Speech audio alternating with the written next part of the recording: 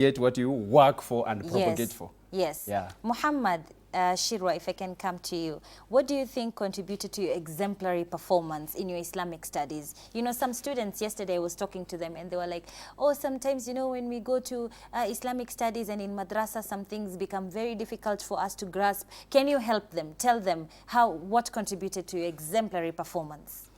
First of all, congratulations. Yeah. Put the microphone. Islamic curriculum is not hard.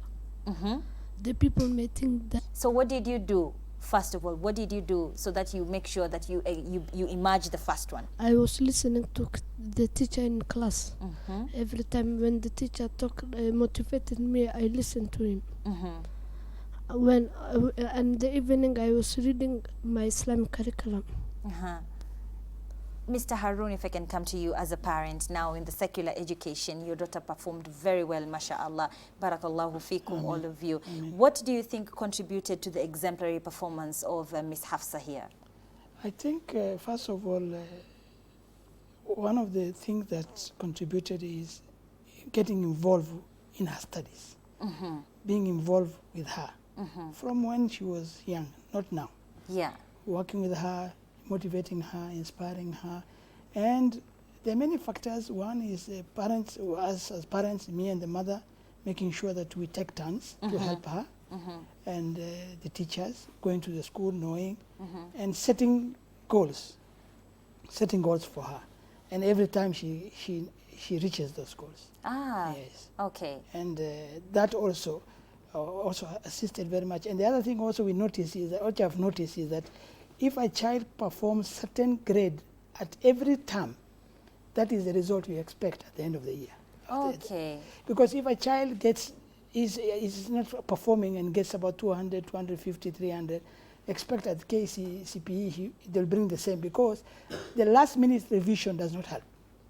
This last minute crash course pushing, no. Yeah. But if a child maintains certain level, given that level every term, she'll go up, she'll go down, she'll go up, she'll go down. When she goes down, we ask why and we motivate her back again. Yeah. She goes up, we say, okay, good, next time. Every time we start with a figure. We say, this time what are we getting? This is our figure. What are you going to bring me? This. Okay. Then And you work towards that. And you support, and you don't put too much pressure. Okay. Yes. Yeah, and that's one of the questions that was actually asked. You know, most of especially fathers, they're said to put a lot of pressure on their children. You know, you must get a 400. Yes. You must be here. What is the difference between you and Mariam Mocharo? What is the difference between you and Muhammad? What is the difference between you and Salim? So how would you best advise a parent? Because not all children are the same. For me, what I've come to realize is, if you want somebody to achieve something, you must be able to show them the benefit of what they want to achieve, the big picture. Okay. That is very important. You start and tell your child, okay, first, you are in this world for akhirah. Yes. And Allah has told us in the Quran, وَابْتَغِ فِي مَا أَتَاكَ اللَّهُ دَارُ الْآخِرَةِ. Whatever Allah gives you in this world, whether it is a talent, whatever it is, use it to buy your akhirah. So I tell my children all the time that you look at the big picture. If you look at your education as a mean to please Allah subhanahu wa ta'ala, then that work becomes ibadah. Number one. Yeah. All right? We beat our children, we tell them, Sali, Soma Qurani. We do all these things, but we have never sat down and told them, this is the benefit. Yes. And then break that big picture into small pieces. She tell you, I want to become a doctor, for example, I want to become a teacher. You say, okay, for you to become a teacher, what do you need? These are the marks you need. Then let's come back now. We start with the end in mind. We work backwards and say, okay, what do you need to do? And then you use the same child as the yardstick for the others. Yes. You tell him, Sialilete, Sialifanya. Use the same. Yeah. And avoid a lot of pressure. The reason why parents, we have a very bad culture in this country, where we decide that a child must bring 400 so that they can get a national school. That's what we are looking at. Yeah. We are not looking at the holistic person we are bringing up. All right? And then that now informs even our integrated schools, all these things. They are there. The reason why they are is they look not very much Islamic is because they are also a business. So what does the parent want? The parent wants his child to get 400 Yeah. and a little bit of dua and a little bit of Arabic and a little bit. And then we charge and the parents will pay. Yeah. So the parents pays 70,000. He wants to know why his child is not bringing 400. But he's not doing the other part, Yeah. which is very important. So show the child the benefit, talk to the child, be involved, create a big picture, break it down for them in small. And as I have told you before, if a child gives you 300 every term, at KCP, expect 300. If your child brings you 400 plus, expect 400. Last minute revisions, you tuitions, you nini. Yeah. We spend a lot of money. Cramming. Mtoto halali usiku, nulia kahawa, nulia sijui nini, tropical. Yes, I did. Tropical. And that's the same thing Ustad Jafar actually said, that, you know, you look at the thing that will benefit the child in the future. Now, Hafsa, if I can get the microphone from Mr. Muhammad there, tell us that what did you do in order to achieve this excellence that you've been hailed for? First of all, I had trust in Allah. That was actually my sister's advice around when Thatam was starting. She told me that I should do my part and also trust in Allah, whether I get the marks or not. It's all in Allah's hand. If I trust Him, maybe I don't get those marks I want, but in the end, He will open something else for me. Definitely. And I thank my sister for that. And I also studied, but not co-Peter around 9:30 there, because I would get tired and nothing would enter my head. Yeah. And I would also listen to the teachers when they're teaching. And I liked participating in class. And there was also the reading at home and so many things. My parents motivating me, my teachers, when I'd get free time, I'd go and ask them.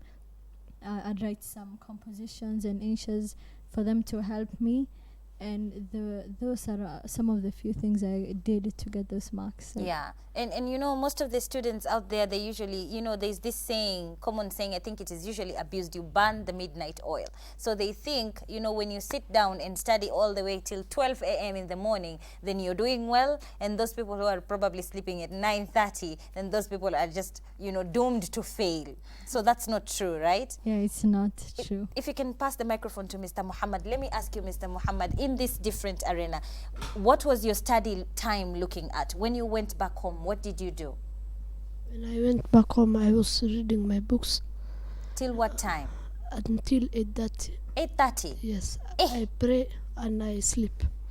You see, so these are some of the things that I think some of the students need to know out there. It's not how much time you put into your studying. I think it's the quality of what you put into your head. So let me come to now the comments that you made, Mr. Harun, about, you know, supporting your child through it out. And I remember you mentioned that you started from a very young age. If I can start with Molim, Mr. Jafar, what is the relationship that should be there between a parent, a teacher, and the student in order to make sure that this student will excel in their exams? Good. Now, as we all know that there must be the relationship between the three. We have to have that triangle, teachers, parents, and students. So the triangle has to be full and complete for us to achieve whatever we want to achieve. Yeah. As the parent here said, Mr. Harun, that one or some parents think that whenever you pay the 70,000 and 100,000 fees, then the results are automatic. And we have had cases where even parents themselves don't have enough time with their kids. They do not even know what their children, sons or daughters, go through. Yeah. You have a situation where mother leaves the house in the morning, and the father the same thing. They will come back in the evening, probably at 9, 10, when they are already asleep. So they live in the same house, but no one, they rarely meet, you see? So this one also contributes a lot to the performance of the kid. Okay. Because there's no that parental love and advice, you see? That's one of the things that contribute to that. Now, when I just come back to my side as a Islamic studies and Arabic language, you see, we have a culture. There is this culture that maybe some people, and even Mr. Harun will bear witness with this, we have had this, there is a belief that Islamic studies and this knowledge is that kind of knowledge that should be acquired in a way, in an atmosphere which is like scary, like beating and all those things. So I remember there's a time, I just recall this, there's a time, I also teach madrasa at school. So a parent came to me complaining about the behavior of her daughter. Yeah. She has changed and all those. So she's telling me, you know, I told her that I'll take you to madrasa. Like a punishment. Yeah, meaning she is currently not in madrasa because she's behaving well. Oh my God. Madrasa is for maybe to be rehabilitated and something like that. Yeah. So until she gets spoiled, that's when she'll get into madrasa. And so that's bad. Yeah, let's come back to that. Let's just take a short break. Oh my God, this discussion is so juicy. And come back to that point with Mwalimu Jafar here. Do not touch that dial. Remember, you can join in the discussion on our social media platforms on Facebook, Instagram, and Twitter at Horizontv Kenya. Or you can chat with me directly on my Facebook. You can call us in the studio on the lines on your screen, the numbers displayed on your screen, or send us an SMS on the 21951 you're seeing right now. Do not touch that. We'll be right back. Bismillahirrahmanirrahim. Amani juu yako mtazamaji. Wanakwetu wanatambua kama Mariam Mwacharo. Unatizama The Sabah Show.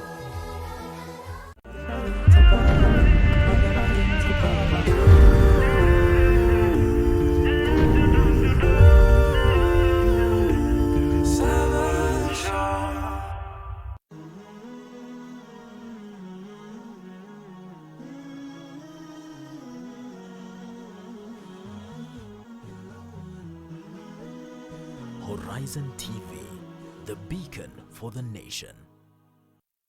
قال تعالى في محكم تنزيله بعد أعوذ بالله من الشيطان الرجيم. Ninasaha kutoka pwani. هذا الدين قال الله قال الرسول قال الصحابة هم أولو العرفان.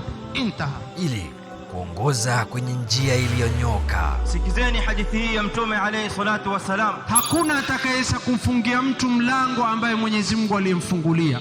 Kuimarisha imani yako. ثبت قلوبنا على دينك وعلى طاعتك. Ungana na mashekh wetu kutoka pwani kwenye mimbar. Mimbar zinamwakilisha Mtume sallallahu alaihi wasallam. Ni Jumamosi na wakati saa 3 usiku katika Horizon TV, runinga uipendayo.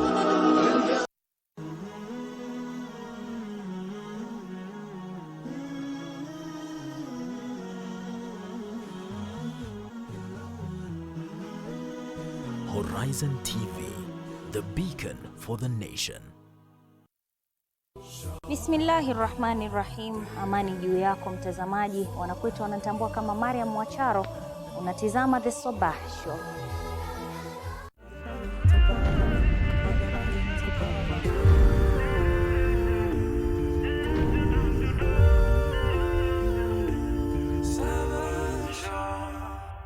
Thank you for continuing to stay tuned in to Horizon TV. We are talking about how to excel in your exams, and we have two very good examples. We have a KCPE student, and apart from KCPE student, we also have one of our students who also did the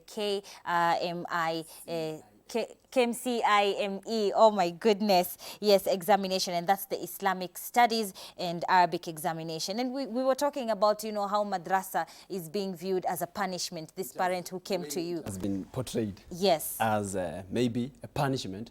And the story I was just narrating about the parent, that according to her own words, that the daughter is not currently in madrasa because she behaves well. Is that clear? Yes. Now, until she gets ruined, that's when she will be enrolled into madrasa. And that is very, very bad.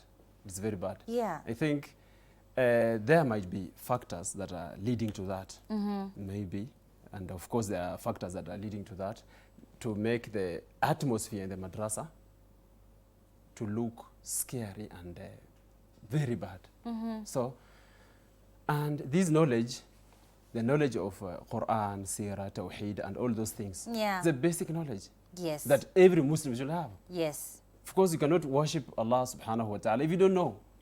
You cannot know. إِنَّمَا يَخْشَى اللَّهَ مِنْ عِبَادِهِ الْعُلَمَاءِ. Verily those who fear Allah and worship Him the way it's supposed to be are ulama, the ones who seek knowledge and they know knowledge. Yes. They have it. So you cannot do anything for your Lord, to please your Lord, to pray the way you are supposed to pray, to fast the way you are supposed to pray, to fast, if you don't know, if you don't have that knowledge. That's true. So I think some factors that may have led to that, maybe our systems, our teaching methodology in madrasa, believing that maybe only the cane, maybe it's the only thing that we can make him maybe memorize something or understand something, or maybe be in that. That's something. It's a mentality. Yes, that and maybe you see, some. and some parents also come to, you know, madrasa teachers and they're like, you know, mwalimu kama huyu hashiki mchape kabisa. You know, like that is the solution to everything. Now, let's come back to what we were talking about, you know, the kind of relationship that a parent, a teacher, and a student should have in order for them to actually excel in examination. You said some of the parents are usually absent most of the time during the day, so they don't even have time for their students. And this is true. Most of us see our families, you know, when mom and dad come back home, they're like, umefanya homework? Yes, nimefanya. Okay, good night. You do not know what has happened all through the day. So what should change, mwalimu? I think, first of all, as schools, because the school and the administration and teachers are the ones who knows the importance of this, of this communication. I think it's very good to be outlining this in their annual general meetings when they have parents, to also talk to parents, and the parents should also know their roles as parents, not just paying school fees and that is it. Exactly. They should know that. Okay, I just remembered another thing. There is a parent who came to me that I know you as the teacher of my child in madrasa. So I asked him, which class? Because you have 6 classes in madrasa. I said, no, I even don't know. I don't know the class. You see, but I am sure you are. So the name of the child she's called Fatima Muhammad. And Fatima Muhammad are many in my madrasa. Yes. So hajui hata the daughter ako class gani. So this is the communication that we are talking about. Yes. So we should make parents in our meetings, our parents teachers meetings, to know their roles, that it contributes to their, I paid school fees and I gave you time, I gave you my daughter and my son, he has been there. Yes. So how comes he's scoring this? Yes. There is something that he is lacking, that parental advice. Let him not just hear these advices and motivation to other people. Yes. The teacher saying, okay, this is very important, okay, when you pass this, he should also hear it from the parent. Yeah. It's very important. Yes. So, on that, if say for example right now you've performed very well, and say for example you are selected to a school that is in Mandera, for example, or in Kinango, what do you think about that? Well, I wouldn't want to go there because why not? I don't know how things are run there, and maybe I might not fit in. But then if it's a good school and you know that the education is good and you're given a chance to go there, why not? See, education is education. Yeah. And they perform well and you hear they're good schools, yeah, I think you should go. Mwalimu, if I can ask you, what do you think about that particular move, that sometimes students can be selected to go to very far schools from where they actually graduated, you know, in primary or maybe in secondary? What do you think about that? During selection? Yes. So he has been selected in a school that is very far away. Yes. And all that. Okay. It depends with the school and the parent also. There are some parents who will never like being far from their children. Even 2 hours ikifika in the evening, she's already calling. Where is my son?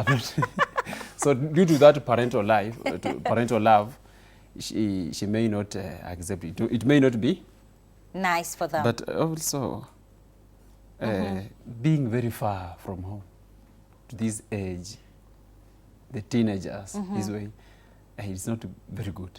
Okay. From your view, your point of view. I don't look at it as very, very good. But it also depends with the environment. Maybe schools in Nairobi, look at the schools in Nairobi. And the way with technology and all those things, it is a city. So when you talk about Mandera, we look at the environment, inaweza kuwa conducive kwa mtoto kuharibika and all those things. So there are many things that should be looked into before saying yes or no. Yes. Mr. Harun, you as a parent, what do you think about that? Your daughter has done very well, mashallah, and may Allah continue to open doors for her and Mr. Muhammad there. But what do you think if she's selected to go to a school, maybe in Taro? What do you think about that? I think the child should not be removed from the environment they have grown up with. Because now when you introduce that child into a different environment, the possibility of the child not fitting in can happen. And that may have its own side effects. Yeah. Right? And I think the government, the people who are doing selection must be genuine, honest. This is our country. Yeah. We are one people. Yeah. Don't start giving advantage to other people and, you know, refusing others.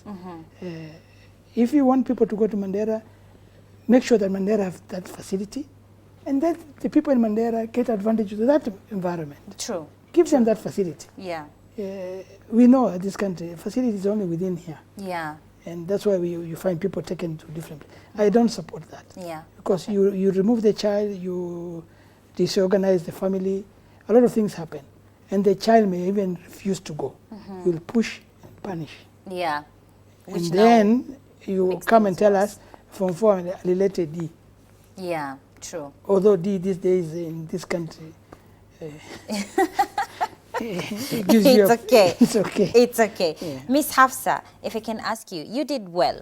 There are other students who to them may think that they didn't do very well. What advice can you give them as a parting shot? Because we know one of the students here in Kenya, yesterday we had that one actually took their own lives because they got 170 marks. They said that they had not performed well, and this was the second year. They did class 8 last year and they repeated. And this time around they thought, oh my God, I did not perform well. They took their own life. What would you advise other students out there who think, I did not do very well in this exam? Well, I would advise them to move on with life, because this exam doesn't determine how your whole life will be. We know of many successful people who they didn't do well, some dropped out. Yeah. But this exam won't say what you're going to be in life. You fail this exam, yes, but there's another exam tomorrow. There's something else you should wake up to. You should wake up to becoming a better person. And you should forget about it. This is just one exam. What about the other tests that are coming in your life? Yeah. The life ahead. You should work with that. There's secondary there. What advice would you give them? First of all, never give up. Hold the microphone. First of all, never give up. When life, there are many doors opened of success. If you continue, you can get A in KCSE. There's a boy like last year, he got 200 and something, and KCSE he got A. Wow. You see, that's a good example. So never give up. Yes. Okay. Thank you very much. Mwalimu, if you can give us your parting shots as we close. Okay. For me, just to add on what students are saying, this Hafsa has just mentioned something very important, advising other students outside there that an exam is just an assessment. It's just an assessment. It does not really mean that everything is over.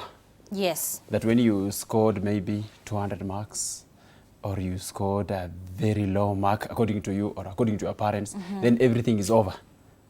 I think it's the role of the parent here and the teacher. We should also help them. Yeah. And encourage them. Do not just expect, when they're sitting for exam, there are two things. One of the two things is going to happen.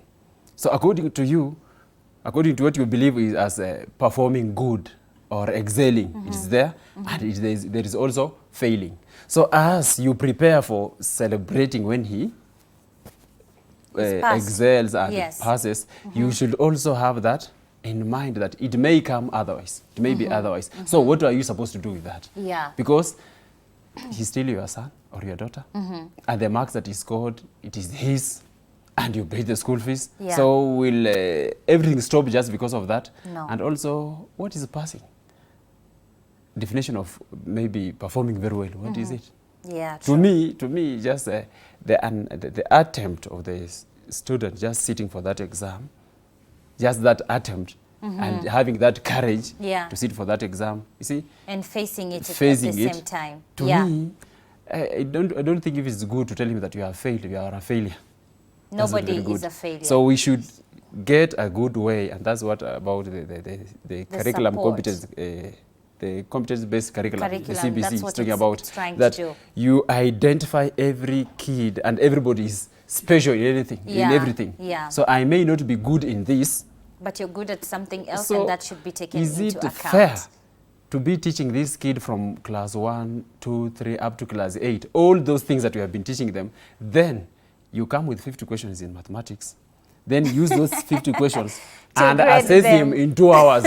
Then from that you rule out and judge that he has failed or passed. Yeah, unfortunately we are out of time, It's not Mwalimu. good. Very quickly, Mr. Harun, as a parent, very quickly, 20 seconds, parting shots. Mine is just to repeat and say, for these children to do well, we must get involved in their lives. Yeah. We must model them. And how do we do it? The two parents must get involved, and they must work as one. Okay. And enters the child's mind, and success will come.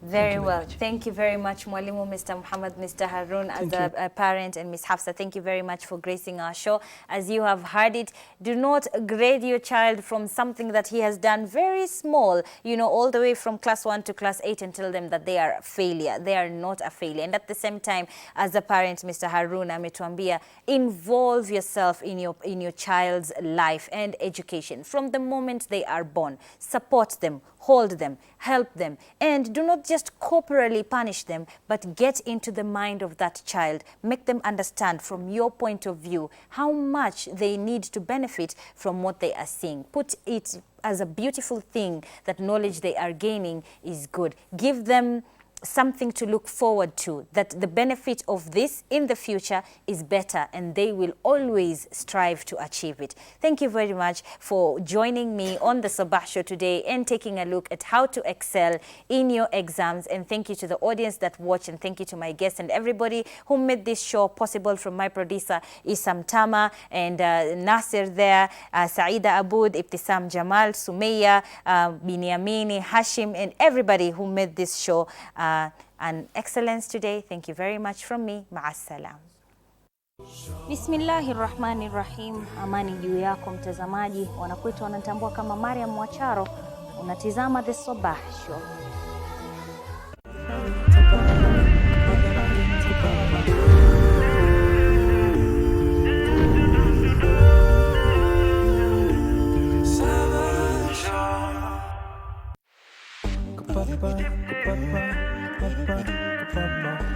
Bye.